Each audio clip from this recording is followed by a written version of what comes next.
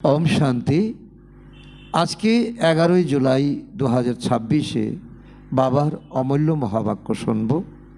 आजकेर এই মহাবাক্যে বাবা সার হিসাবে বলেছেন, परमात्मा ज्ञान हलो বাহ্যিকতা থেকে অন্তর্মুখতা গুহার দিকে অগ্রসর হওয়ার জ্ঞান। এটি নিজেকে নিজের স্বরূপে প্রতিষ্ঠিত করে নিজের সদর্মে স্থিত হয়ে নিজের অন্তর্নিহিত শক্তিগুলিকে প্রকাশ করার জ্ঞান। এটি নিজের অন্তরের জড়তা দূর করে পুনরায় চৈতন্যে ফিরে আসার জ্ঞান।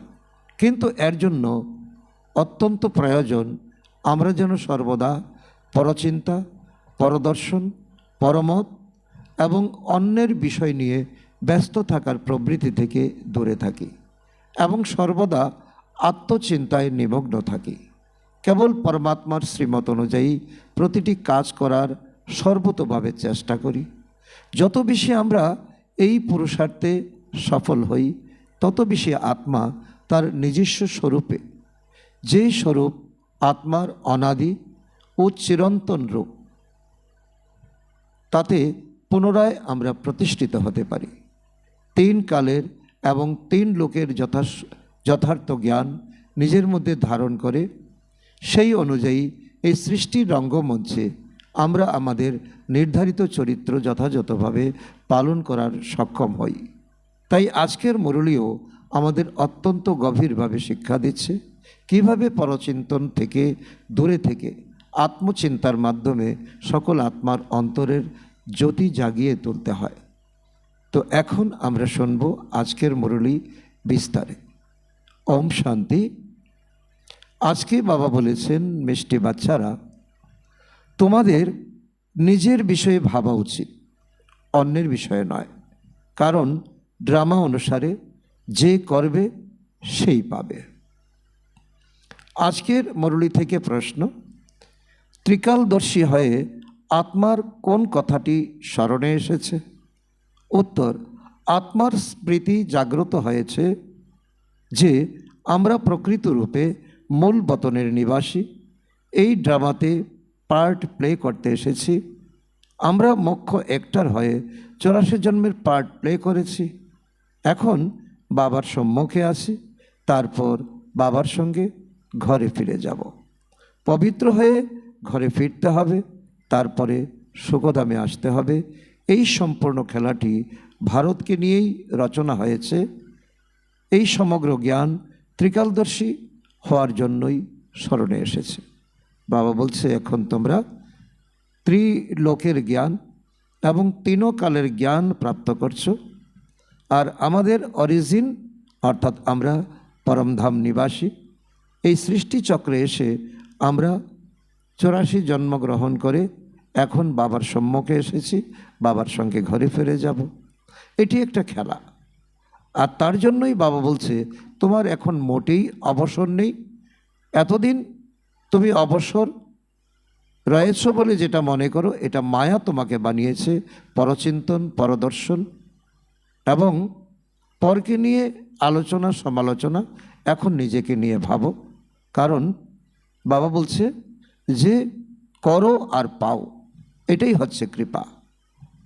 তুমি পরচিন্তন পরদর্শন করলে, বাবার শ্রীমতে চললে না, শেষে বললে বাবা আমাকে কৃপা করো, সেটা হবে না। আজকের গীত, মরব তোমার পথে, বাজব তোমার পথে। ওম শান্তি। এই গীত কে গেয়েছে? বাচ্চারা গেয়েছে। কি বলে বাচ্চারা? বাচ্চারা বলে, বাবা এখন তোমার গলার মালা হব। এতদিনে আমরা বুঝতে পেরেছি যে নিজের পরিচয় পেয়েছি, ড্রামার রহস্যকে জেনেছি। এই শরীর তো এখানে ত্যাগ করে দেব, শরীরকে নিয়ে এত ভাবার কোনো প্রয়োজন নেই। বাচ্চারা জানে শান্তিধাম বা নির্বাণ ধামে পিতা ও আমরা আত্মারূপী সন্তানরা থাকি। সেটা আমাদের পার্মানেন্ট অ্যাড্রেস, আমাদের আসল ঘর। এখন বাবা ক্ষণে ক্ষণে বলেন, কি বলেন? নিজেকে আত্মা নিশ্চয় করো। এটাই হলো কারণ এই জাগতিক দুনিয়াতে আমরা পরকে দেখেছি, পরের দিকে আঙ্গুল দিয়েছি, আর বাকি 4টা আঙ্গুল আমার দিকে ইঙ্গিত করেছে, তুমি তোমাকে দেখো।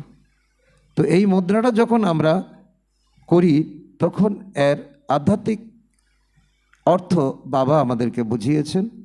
তার জন্য এখন তোমাদের সময় নেই, এখন তোমরা আত্মা নিশ্চয় করো। তোমরা জানো আমরা আত্মারা বাবার সঙ্গে নির্বাণ ধামে থেকেছি, সেটাই আমাদের পার্মানেন্ট অ্যাড্রেস। পরে এই শরীর ধারণ করে এই দেহধারী দুনিয়াতে, সাকার দুনিয়াতে 84 জন্ম আমরা ম্যাক্সিমাম জন্মগ্রহণ করেছি, পরিক্রমা করেছি। বাচ্চারা তোমরা এও জানো যে আমরা হলাম যথাযথভাবে পরমধামের নিবাসী। পুনরায় বাবা এসেছেন এখন। কেন? আমাদেরকে বাবা এই সৃষ্টি রঙ্গমঞ্চের অর্থাৎ আমাদের আত্মাদের পিতা মালিক এসেছেন আমাদের আত্মারূপী সন্তানদেরকে ঘরে নিয়ে যেতে। আমরা লৌকিক দুনিয়াতেও দেখি, সারাদিন মাঠে যখন গরু চড়ে তখন সন্ধ্যাবেলায় মালিক এসে তাদেরকে ঘরে নিয়ে যায়। তো গৃহপালিত পশু যাই আমরা দেখি, সে তার মালিকের ঘরে যায়, বা যদিও বা রাস্তা এদিক সেদিক করে ফেলে, মালিক তাকে নির্দিষ্ট রাস্তায় ঘরে নিয়ে যায়। তো বাবা বলছেন এখন পুনরায় বাবা এসেছেন আমাদের ঘরে নিয়ে যেতে। তোমরা বসে আছো, দেখছো বাবা সামনে বসে আছে, বাবা আমাদেরকে ডাইরেকশন দিচ্ছেন। এখানে হলো লৌকিক দেহের সম্বন্ধ। আমরা প্রকৃত রূপে ছিলাম আত্মা। কারণ এই দেহদারী দুনিয়াতে সবটাই বাবা বলছেন এটা হলো একটা খেলা। এই খেলাতে আমরা দেহ মনে করে আমরা খেলেছি। এখন আর খেলার সময় নেই, এখন ঘরে যেতে হবে। আমরা প্রকৃতপক্ষে আমরা আত্মা, পরমপিতা পরমাত্মার সন্তান। আমরা এতদিন লৌকিকে ছিলাম, পরে লৌকিক সম্বন্ধ সুখ ও দুঃখের জীবন যাপন আমরা করেছি। এখন বাবা বলছেন তোমরা আত্মারা ত্রিকালদর্শী হয়েছ। বাবাও 3 কাল 3 লোকের বিষয়ে জানেন, আর আমাদেরকে দিচ্ছেন 3 লোক এবং 3 কালের জ্ঞান। তোমরা জানো ক্রম অনুযায়ী, পুরুষার্থ অনুযায়ী। বাবা বলছেন সারাদিন যখন তোমরা জ্ঞান শোনো তখন তো তোমাদের যথেষ্ট ধারণ হয়, কিন্তু যখন চোকাট পেরিয়ে যাও তোমরা ভুলে যাও। তো বাবা বলছেন তার জন্য পুরুষার্থের ক্রম অনুযায়ী তোমরা জানো যে তোমরা এখন ত্রিকালদর্শী, ত্রিলোকীনাথ। পড়াশোনার স্মৃতি তো থাকাই উচিত, তাই না? এখন স্মরণ এসেছে না? বাবা বুঝিয়েছেন তোমরা হলে মূল বতনের নিবাসী। এখন তোমরা বাপদাদার দ্বারা ত্রিকালদর্শী হয়েছ। তোমরা জানো এই ড্রামাতে আমরা হলাম মুখ্য অভিনেতা। কেন? আমরা এই সময় আমরা যদি পরিবর্তন না হই তাহলে এই বিশ্ব রঙ্গমঞ্চে এই সত্যযুগে দেবী দেবতা কে হবে? বাবা অনেক বড় প্রশ্ন তুলেছেন আমাদের কাছে যে তোমরাই এখন মুখ্য অভিনেতা। সম্পূর্ণ ড্রামার নলেজ এখন তোমাদের বুদ্ধিতে আছে। স্মরণে এসেছে না? আমরা আধা কল্প শোকদামে ছিলাম, যেখানে রাবণ ছিল না। আমরা আত্মারা সম্পূর্ণ 84 জন্ম চক্র পরিক্রমা করি। এখন বাবা সম্মুখে বসে আছেন। বাবা তোমার শ্রীমত অনুসারে চলে আমরা তোমার সঙ্গে যাব। এটা হলো আমাদের প্রতিজ্ঞা। যতখানি সম্ভব তোমাকে স্মরণ করব, বাবা তোমার গলার মালা হব। বাচ্চারা তোমাদের সারাদিন এই চিন্তন থাকা উচিত, কারণ তোমরা এখন ত্রিকালদর্শী হয়েছ। উঁচু থেকে উঁচু হলেন একমাত্র বাবা ভগবান। তার সঙ্গে তোমরা বাচ্চারাও উঁচু থেকে উঁচুতে থাকো। এখন বাচ্চারা তোমাদের নিজ পরমধামের কথা স্মরণে এসেছে। এখন তোমাদের এই মোহ মায়াকে ভুলতে হবে। আমার ঘর, আমার বাড়ি, আমার ব্যবসায়, আমার ধন, আমার রত্ন, এসবকে ভুলতে হবে। আমরা পবিত্র হয়ে নিজের পরমধাম গৃহে যাব। পিতা শিবের পূজা হয়, তো শালগ্রামেরও পূজা হয়।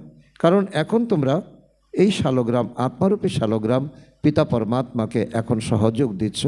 এখন তোমরা খোদাই খিদমতগার। এই জন্য তোমাদের পূজা হয় লিঙ্গরূপে, আবার দেহরূপে পূজা হয়।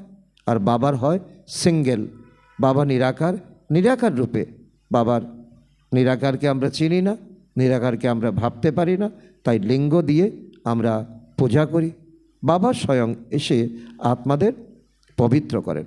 আত্মাদের পবিত্র করেন একমাত্র শিব বাবা। অন্য কেউ পবিত্র করতেই পারে না। এখন তোমরা সম্পূর্ণ ড্রামার খেলাকে জেনেছ, তোমরা বুঝেছ ভারতকে নিয়েই খেলাটি রচনা হয়েছে। অতএব বাচ্চারা, এখন বাবা তোমাদের সম্মুখে বসে বোঝাচ্ছেন, প্রত্যেক জীব আত্মা জানে বাবা হলেন জ্ঞানের সাগর। তাকে ভক্তিমার্গে আত্মারা স্মরণ করেছে এবং তার কাছে প্রতিজ্ঞাও করে এসেছে, বাবা তুমি এলে আমরা অবশ্যই তোমার শ্রীমত অনুসারে চলব। এই কথাটি কোনো লৌকিক সম্বন্ধের কথা নয়, কারণ লৌকিক সম্বন্ধে তোমরা 84 জন্মে 84 মাতা পিতা পেয়েছ, কিন্তু অন্তিম সময় তোমাদের ঠেকা একমাত্র পরমপিতা পরমাত্মার কাছে। কারণ তোমরা জীবনকে বুঝেছ, তোমরা প্রতিজ্ঞা করেছ তুমি এলে আমরা অবশ্যই তোমার শ্রীমত অনুসারে চলব। আর এখন তিনি এসেছেন, এখন আমাদের শ্রীমত অনুসারে চলা উচিত। তোমাদেরকে দেহি অভিমানী হয়ে এ চিন্তন করতে হবে যে আমাদেরকে একমাত্র অসীম জগতের পিতার শ্রীমত অনুসারে চলতে হবে, তার কথাই মেনে চলতে হবে। তিনি তো খুব সহজ করে বুঝিয়ে দেন। তোমাদের তৃতীয় নেত্র এখন খুলেছে, তাই না? এই জ্ঞান তোমাদের এখনই আছে। মূল বতনে বাবা ও বাচ্চারা থাকেন, যেখানে বাবা বলছেন সেই স্মৃতি তোমাদের এখন আসা উচিত। এবং তোমরা ত্রিলোকীনাথ ত্রিকালদর্শী তোমরা হয়েছ, সেখানে এই কথা কারো নলেজে থাকে না, এই কথা কারো নলেজে থাকে না। এখন বাচ্চারা তোমাদের বাবা নিজের অন্ত এবং নিজের সকল রহস্য প্রদান করেন। বাবা এখন কোনো কিছু আমাদের কাছে লোকাচ্ছেন না, তিনি একেবারে নিজেকে নিঃশেষ করে দিয়ে আমাদেরকে তিনি এখন উজাড় করে দিচ্ছেন। তিনি হলেন জ্ঞানের সাগর। অন্য কোনো সৎসঙ্গে এমন বলবে না যে বাবা আত্মাদেরকে অর্থাৎ আমাদেরকে পড়ান। সেখানে দেহদারির আলোচনা হয়, দেহদারি প্রবচন করেন, দেহদারি কোনো শাস্ত্র পাঠ করিয়ে শোনেন। এই কথা তোমরা জানো, ক্ষণে ক্ষণে তোমাদেরকে বলতে হয়।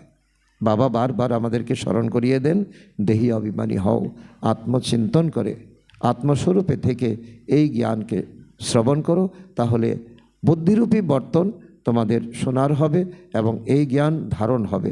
আর তাতে তোমাদের যে সুপ্ত শক্তি এবং গুণ ছিল তা তোমাদের উদ্ভাসিত হবে। আত্মা হলো এই ড্রামাতে একটি অ্যাক্টর, পার্ট প্লে করে। আমরা আত্মারা দেহরূপী বস্ত্র ধারণ করেছি, আর ওই অ্যাক্টররা, স্থূল অ্যাক্টররা পোশাক বদলায়, স্টেজে গিয়ে অভিনয় করে এবং অভিনয় শেষ পোশাক রেখে নিজের পোশাক পরে ঘরে ফিরে আসে। তোমরা আত্মারা নিরাকারী দুনিয়া থেকে এখানে এসে এই দেহরূপী বস্ত্র ধারণ করো। দেহরূপী বস্ত্র হলো এই স্টেজে অভিনয় করার মতো একটা বস্ত্র, এখানে এটা ছাড়তে হবে।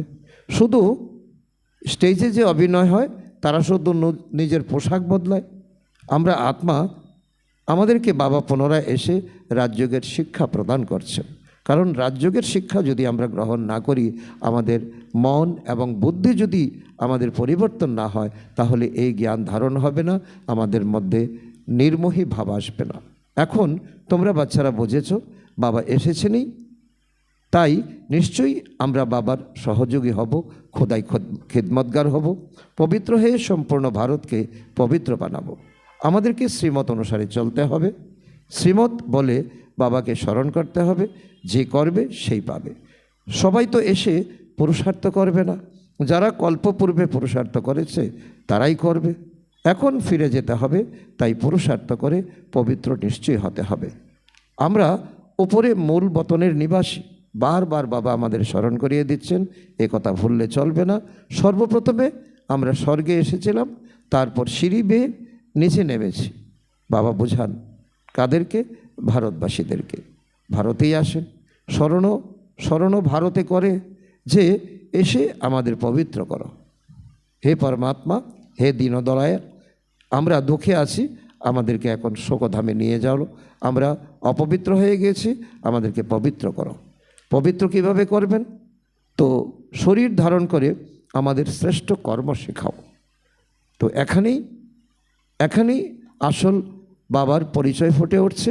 কারণ বাবা নিরাকার, বাবার শরীর নেই, তিনি শরীর ধারণ অর্থাৎ ব্রহ্মার শরীরে এসে ব্রহ্মার মুখ দিয়ে আমাদেরকে এখন জ্ঞান প্রদান করছেন। শরীরের নামও বিখ্যাত, এ হলো ভাগ্যশালী রথ। বাবা বলেন, আমি সাধারণ দেহে প্রবেশ করি।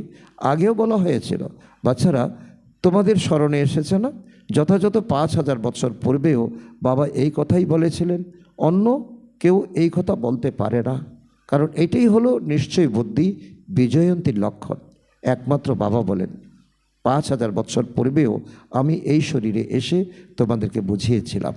কারণ এই আত্ম অনুভূতি হওয়ার সাথে সাথে এই যে আমাদের বাবার সঙ্গে যে আমাদের যোগসূত্র, এই যোগসূত্রের অনুভবও আমাদের হয়ে যায় ধীরে ধীরে। এখন আবার তোমাদেরকে বলি, বাবা আমাদেরকে স্মরণ করিয়ে দিচ্ছেন, ট্রেনিং দিচ্ছেন, শিক্ষা দিচ্ছেন, আত্ম অভিমানী হও। যেমন নাটকের পাত্রদের জ্ঞান থাকে না, আমাদেরকে কোন পোশাকটি পরিধারণ করে কি কি পার্ট প্লে করতে হবে, কি কি ডায়লগ বলতে হবে, কিন্তু তারা তো হলো দেহ অভিমানী। এ হলো অসীম জগতের কথা। বাবা বলছে এটা হলো সীমিত জগতের কথা, যে স্টেজে গিয়ে রাজাকে এই পোশাক পরতে হবে, রাজাকে এই ডায়লগ বলতে হবে, আর এ হলো অসীম জগতের কথা। আর এর মূল কথাই হলো আত্ম অভিমানী হও। দেহি অভিমানী হতে হবে। আমরা প্রকৃত রূপে হলাম আত্মা।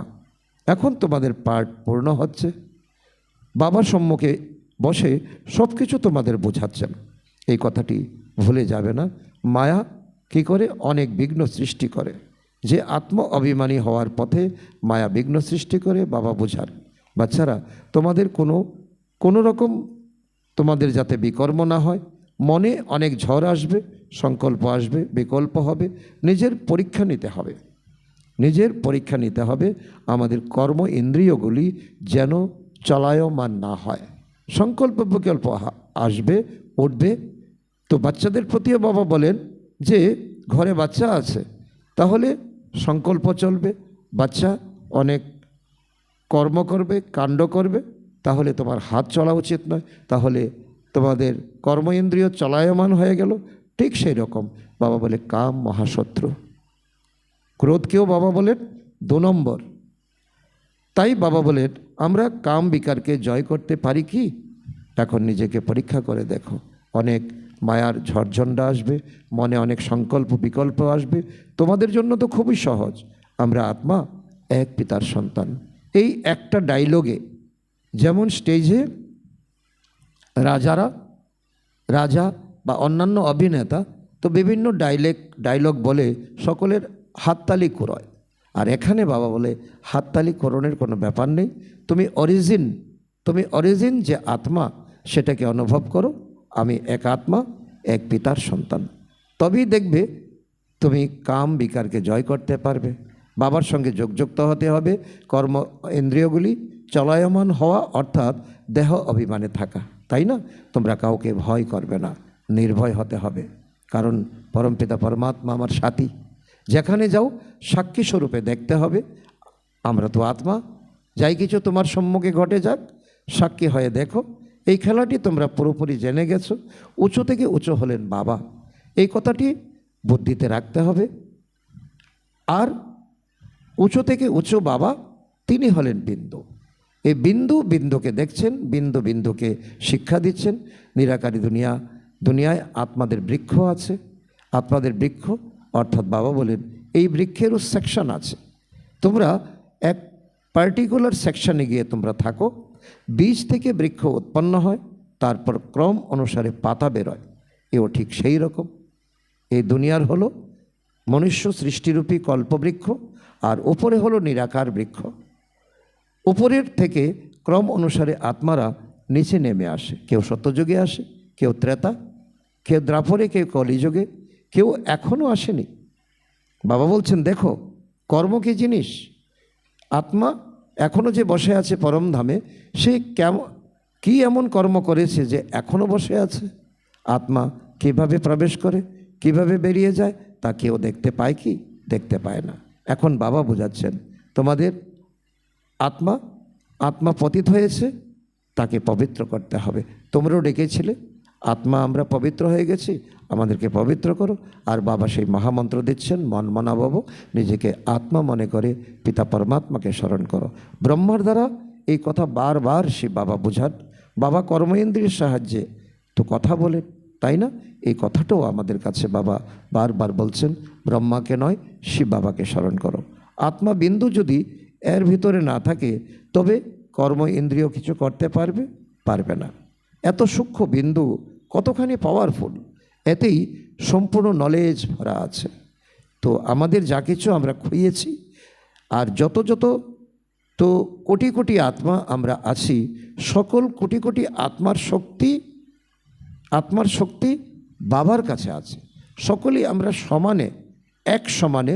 কারণ লৌকিক দুনিয়াতে যদি কোনো ভাণ্ডারে যদি আমরা হাত দেই তাহলে যদি অনেক সংখ্যক লোকে গিয়ে সেই ভাণ্ডারে হাত দেই তাহলে ভাণ্ডার এক সময় ফুরিয়ে যাবে। কিন্তু বাবা হলেন সব কিছুর ব্যাপারে সাগরের জল যেমন আমরা কলস দিয়ে আনি, আমরা পাইপ দিয়ে আনি, সাগরের জল যেমন ফোরায় না, এটা একটা সার্কেল, ঠিক তেমনি পরমাত্মার কাছে সকল আত্মার গুণ এবং শক্তি ভরা আছে। বাবা হলেন জ্ঞানের সাগর, উনি বসে তোমাদেরকে বোঝান, শুধু বাবার থেকে আনতে হবে। ওনার মধ্যে সম্পূর্ণ জ্ঞান আছে, তার এই পার্টও ড্রামাতে নির্ধারিত আছে। তোমাদের আত্মাতেও 84 জন্মের পার্ট আছে। সব কিছু জেনে যখন তুমি জীবনের অঙ্কটা করবে তখন দেখবে তোমার মতো সুখী আর কেউ নেই। বাবা এটাও বলেন যে অতীন্দ্রিয় সুখ গোপীদের এখানে এসে দেখো। তোমরা দুঃখ সুখের পার্ট প্লে করো, দুঃখে অনেক কষ্ট করো। বাবা বলেন আমি তো পুনর্জন্মে আসি না, তোমরা 84 জন্ম গ্রহণ করো, আমি জন্মগ্রহণ করি না। আমি রাজপথ, আমি দেবতা হই না, ওই রাজপথ প্রাপ্ত করি না, আমি পরমধামে গিয়ে বসে থাকি। বাচ্চারা, আমি এসে তোমাদেরকে সহজ যুক্তি বলি যে আমাকে স্মরণ করো, তাহলেই তোমরা পবিত্র হয়ে যাবে। মায়া যে তোমাদের উল্টো দিকে নিয়ে গেছে, আর এই মায়াকে তোমরা জয় করতে পারবে। আধাকল্প তোমরা কামচিতায় বসে তোমরা তমপ্রধান হয়েছ। আত্মাদের সঙ্গেই বাবা কথা বলেন। আত্মার অর্গানস বা কর্ম ইন্দ্রিয়গুলি প্রথমে ছোট থাকে, পরে বড় হয়। আত্মা তো ছোট বড় হয় না। আত্মাই বলে পতিত পাবন এসো। আত্মা বাবাকে ডাকে, বাবা বলেন আমি কল্প আসি, তোমরা তোমাদেরকে পবিত্র করতে। এখন তোমরা জানো আত্মা কিভাবে আসা যাওয়া করে। মানুষ খুব বুদ্ধি কাটায় যে আত্মা কিভাবে বের হচ্ছে দেখি। তো কি করে ডাক্তাররা কাচের জারের মধ্যে একটা অন্তিম মৃত্যু পথযাত্রী একটা ব্যক্তিকে শুয়ে রাখে, তখন পরীক্ষা করার চেষ্টা করে আত্মা কোথা দিয়ে বেরায় দেখবে। কিন্তু তো অবাক করার মতো বিষয় হলো, তো গ্লাস ফেটে যায় কিন্তু আত্মাকে দেখতে পারে না। তো বাবা বলছেন যে মানুষ চেষ্টা করে, ডাক্তার চেষ্টা করে আত্মাকে দেখি, কিন্তু কেউ জানতে পারে না, কারণ আত্মা হলো অতি সূক্ষ্ম। ছোট আত্মাতে কতখানি পার্ট ভরা আছে। যেমন বীজের ভিতরে সম্পূর্ণ নলেজ ভরা থাকে। ছোট একটি বীজ, সে যখন লাগানো হয় তার থেকে 2 পাতা 3 পাতা বেরোয়, তারপর একদিন সেটা বটবৃক্ষ হয়। তো এই বীজ দেখে কি মনে হয় যে তার মধ্যে এত সম্ভাবনা লুকিয়ে আছে? ওই বীজ তো হলো জড়। বট বৃক্ষের বীজ কত ছোট হয়, গাছ বের হয় কত বিশাল। কলকাতায় যে বট গাছ আছে তো অনেকেই দেখেছে, তো বিশাল বটবৃক্ষ। বর্তমানে সেই বৃক্ষের ফাউন্ডেশন অর্থাৎ শেকড় নষ্ট হয়ে গেছে, বাদ বাকি গাছটা দাঁড়িয়ে আছে। এও সেই রকম, দেবতা ধর্মের ফাউন্ডেশন নেই, বৃক্ষটি এখন জর্জরিত অবস্থায় আছে। এই কথা তোমরা জানো, তবেই তো গভর্নমেন্টকে বলো যে আমরা এই সময়ের মধ্যে দুনিয়াকে পবিত্র করে দেখাবো। মানুষ এই কথা বোঝে না। তোমাদের তো নিশ্চয় আছে যে আমরা এই ভারতকে শ্রেষ্টাচারী অবশ্যই বানাবো, তখন ভ্রষ্টাচারী দুনিয়ার বিনাশ হবে। এই যে সবাই শান্তি চায়, সবাই চায় শান্তি স্থাপন হোক। আত্মা পার্ট প্লে করে ক্লান্ত হয়ে গেছে, তাই আহ্বান করে হেই শান্তি দেবা, এই শান্তি দেবা। এই কথা তো বোঝে না যে আত্মা হলো শান্ত স্বরূপ।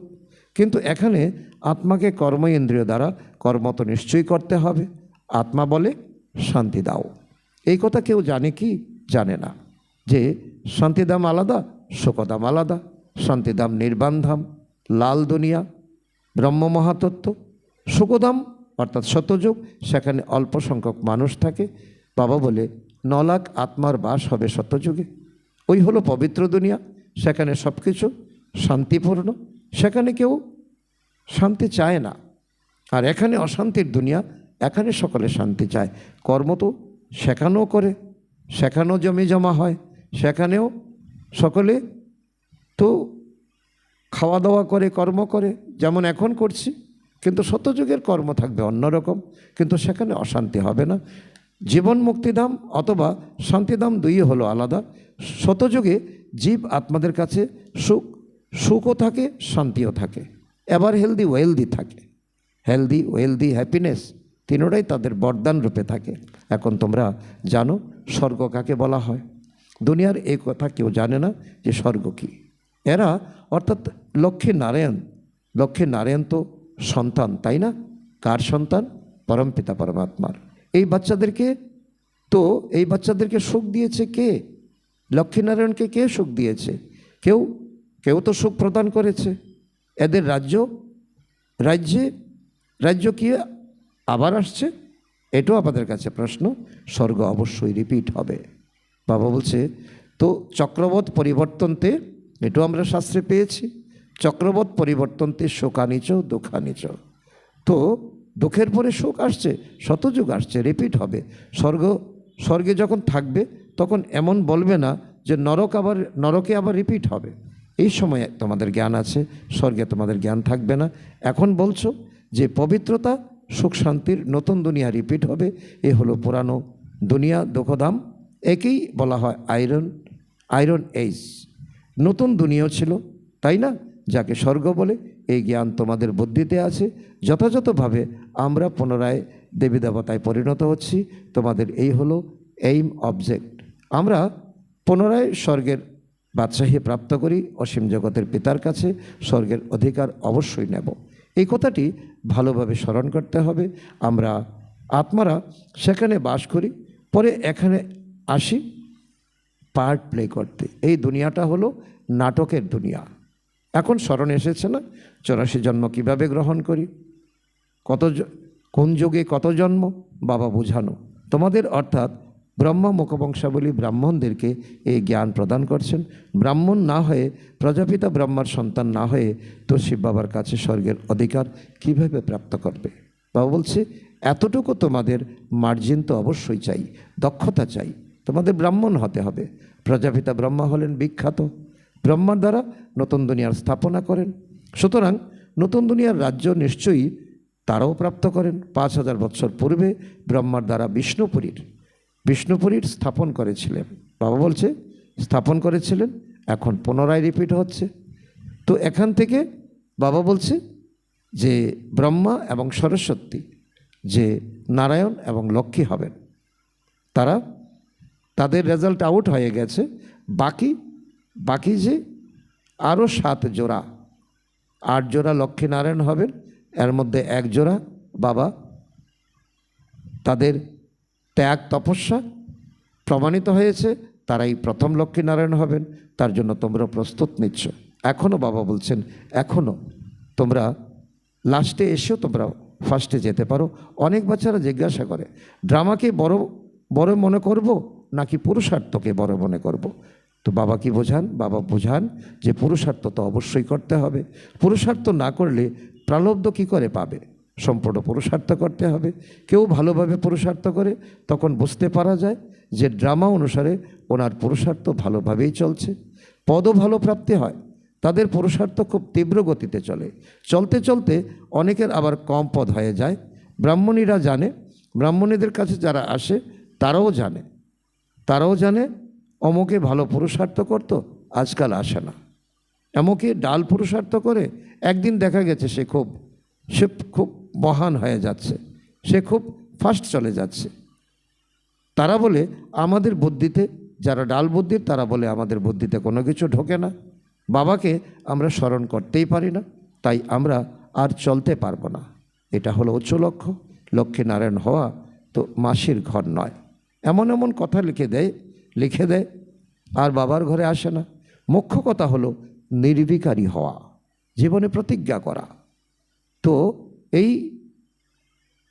এই কর্ম ইন্দ্রিয়কে চঞ্চল করবই না। এই যে মহামন্ত্র, মহা প্রতিজ্ঞা, তো বাবা বলছে তো বাস্তবে এই সময় লক্ষ্য যদি আমাদের ঠিক থাকে তো এই প্রতিজ্ঞা খুবই সহজ। বিকার ত্যাগ করা খুবই কঠিন, আর ভাবলে খুবই সহজ। তোমরা জানো ড্রামা অনুসারে পূর্বকল্পের মতো এদের এমন অবস্থা চলছে, তারা বাবাকে চিনতে পারছে না, নিজেকে চিনতে পারছে না, বাবার সঙ্গে কানেক্ট হতে পারছে না, সংশয় বুদ্ধি আসছে, আর সংশয় বুদ্ধি বিরাসন্তি হচ্ছে। আচ্ছা, মিষ্টি মিষ্টি হারানিধি বাচ্চাদের প্রতি মাতা পিতা বাপদাদার স্মরণের স্নেহসুমন আর সুপ্রভাত। আত্মাদের পিতা তার আত্মারূপী বাচ্চাদের জানাচ্ছেন নমস্কার।